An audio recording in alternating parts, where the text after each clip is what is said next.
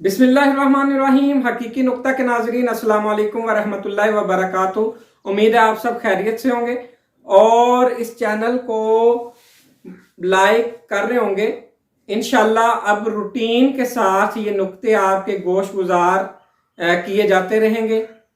मैंने आपसे एक सवाल किया है कि दरवेश किसे कहते हैं।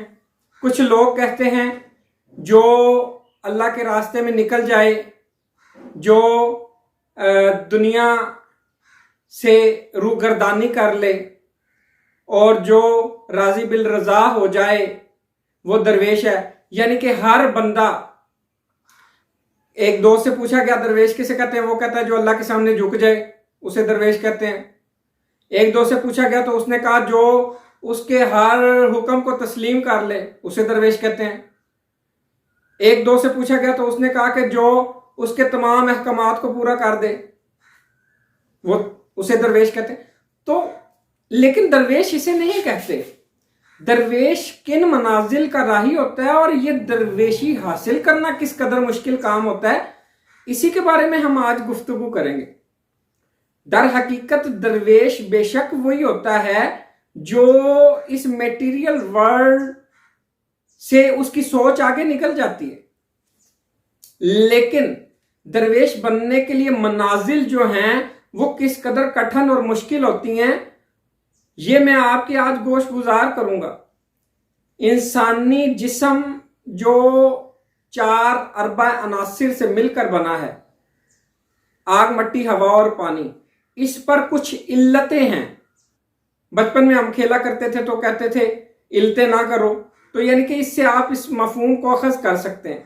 इल्लत जो होती है जिस्म के अंदर, एक मादी जिस्म के अंदर, वो 4 इल्लतें ऐसी हैं अगर उन पर काबू पा लिया जाए तो इंसान दरवेश बन जाता है, और अगर उनका महकूम हो जाए, उनकी गुलामी इख्तियार कर ले, उनके पीछे लग जाए, तो इंसान दुनिया की रंगीनियों में ढंस जाता है और दूर दूर तक वो जो है वो सोच भी नहीं सकता कि दरवेशी किसे कहते हैं, और वो एक इंतहाई दर्जे का दुनियादार तो कहला सकता है, दरवेश नहीं कहला सकता।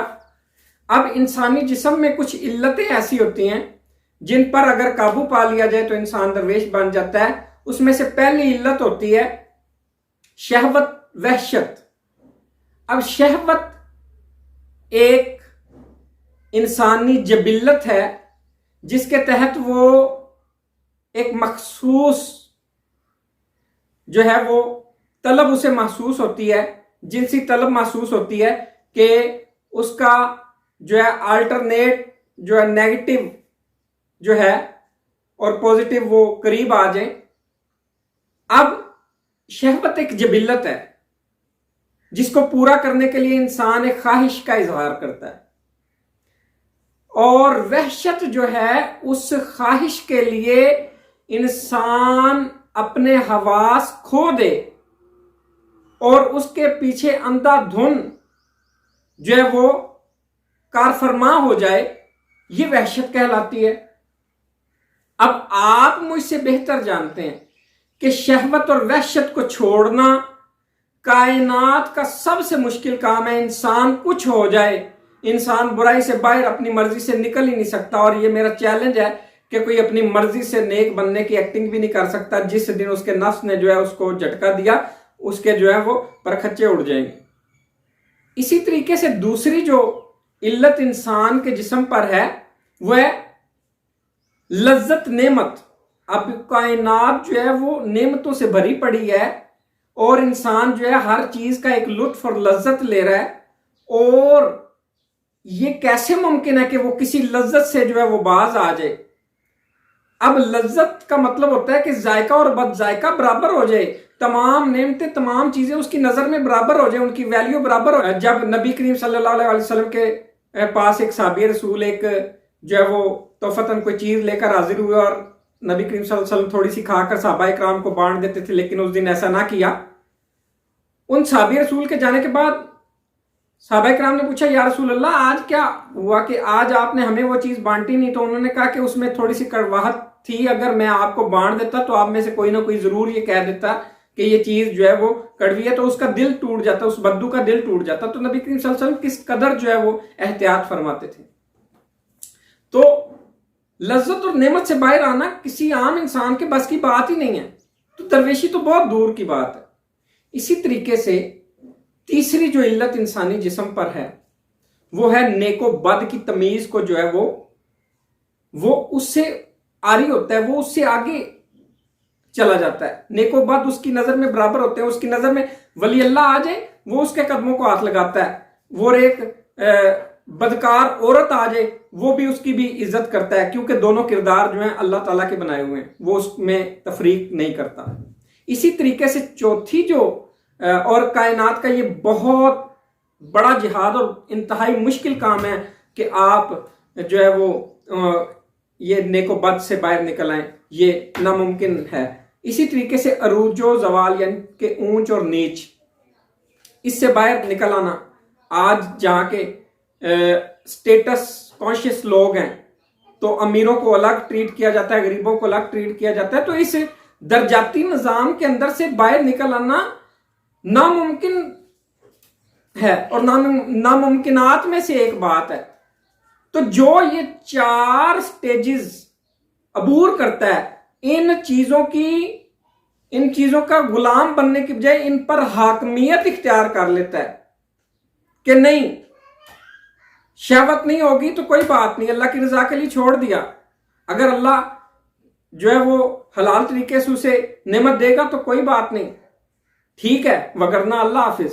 اسی طریقے سے جو ہے وہ ہر علت کو جو ہے وہ رد کرتا چلا جاتا ہے، اور اگر ان پر حاکمیت اختیار کر لے تو پھر ان 4 سٹیجز کے بعد جو ہے، اب دیکھیں ہر سٹیج کے اندر اس کو اپنی خواہشات کل کرنی پڑی، تو اس طریقے سے روحانی لائن میں کہا جاتا ہے کہ ہر سٹیج پر 1000 موت کا سامنا انسان کو کرنا پڑتا ہے، پھر جا کے وہ ان سٹیجز کو عبور کرتا ہے۔ تو اگر وہ ایسا کرنے کے اندر کامیاب ہو جائے تو پھر اس کا کنیکشن جو ہے اندر کی کائنات، اندر کی روح کے ساتھ اس کی جان اور پہچان شروع ہو جاتی ہے۔ یہ اس کا فرسٹ سٹیپ ہے جہاں سے اس نے اپنے اندر جھانکا ہے اور اس کا اندر کا سفر شروع ہوا ہے، یا کہیے کہ اس نے روح تک پہنچا ہے۔ اب وہ سٹیج ہے کہ وہ درویش بنا اور اس نے روح کو سمجھنا شروع کر دیا، تو یہاں سے درویشی صرف شروع ہوتی ہے، سٹارٹ ہوتی ہے۔